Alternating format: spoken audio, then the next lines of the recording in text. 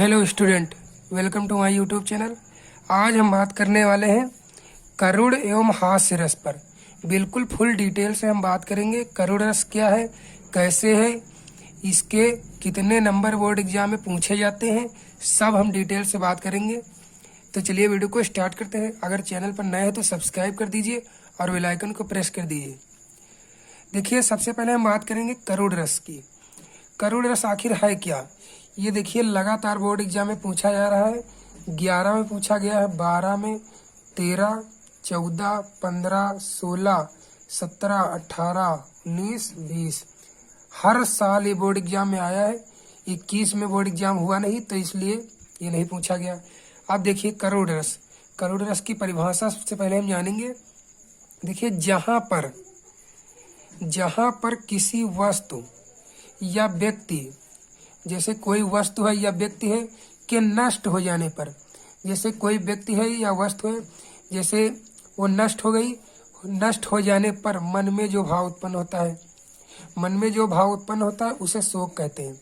जैसे हमारे पास कोई प्रिय पुस्तक हो गई या कोई प्रिय साइकिल हो गई, वो जब नष्ट हो जाती है तो हमारे मन में शोक का भाव उत्पन्न हो जाता है, तो उसे शोक कहते हैं। वो शोक हो गया, जब हमारे मन में उत्पन्न हुआ जो भाव, वो शोक हो गया।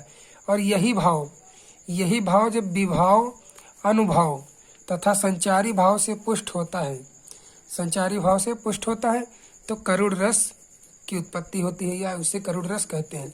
कैसे, कोई भी जैसे प्रिय वस्तु है, कोई मनचाही वस्तु है हमारे, या पैसे गिर जाते हैं तो वो मनचाही वस्तु है, तो उसके नष्ट हो जाने से मन में हमारे शोक उत्पन्न हो जाता है। क्योंकि हमारे पैसे गिर गए तो शोक तो उत्पन्न होगा ही, जाहिर सी बात है। तो जो शोक उत्पन्न होता है, ये शोक उत्पन्न हुआ, और यही शोक जो है जब विभाव, अनुभव और संचारी भाव से पुष्ट होता है तो जो है करुड़ रस की उत्पत्ति हो जाती है। यहाँ पर देखिए, सबसे ज्यादा इंटरेस्टिंग बातें हैं कि करुड़ रस का स्थायी भाव क्या है। तो इसका स्थायी भाव है शोक। इसका स्थायी भाव जरूर याद रखिएगा, स्थायी भाव होता है इसका शोक। और जो है सर्वश्रेष्ठ रस क्या माना जाता है, सर्वश्रेष्ठ रस श्रृंगार रस है। इसको जो है रसों का राजा माना जाता है।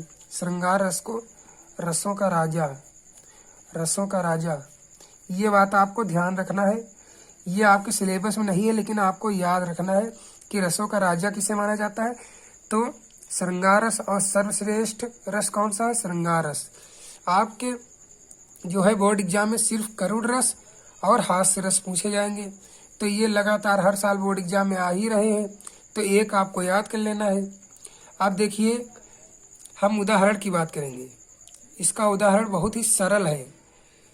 मेरे हृदय के हर सहा, मेरे हृदय के हर सहा, अभिमन्यु अब तू है कहाँ। ये उदाहरण आपको याद कर लेना है और यही एग्जाम्पल आपको लिख देना है बोर्ड एग्जाम में। बस आपके नंबर पक्के हो जाएंगे। ये लगातार आपके बोर्ड एग्जाम में आ रहा है। देखिए, कोई भी वर्ष ये छूटा नहीं है, हर साल आ रहा है। तो ये एग्जाम्पल आपको एक याद कर लेना है और यही बस लिख देना है, आपके नंबर पक्के हो जाएंगे।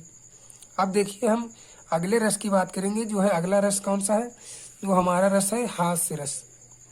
हास्य रस।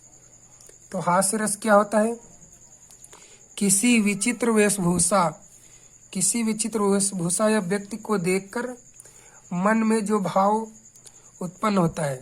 जैसे कोई हमने विचित्र वेशभूषा देख लिया, कोई विचित्र कपड़े पहने हुए हैं, जोकर को जैसे हम देखते हैं, तो उसको देखकर जो हमारे मन में भाव उत्पन्न होता है तो उसे हास्य कहते हैं। जैसे कोई नौटंकी चल रही होती है या हम फिल्म देख रहे होते हैं, तो उसमें जो जोकर आता है, देखिए विचित्र प्रकार के कपड़े पहने होता है, तो उसको हम देखकर हंसने लगते हैं। तो वो जो रस उत्पन्न होता है हमारे मन में, उसे हास्य कहते हैं।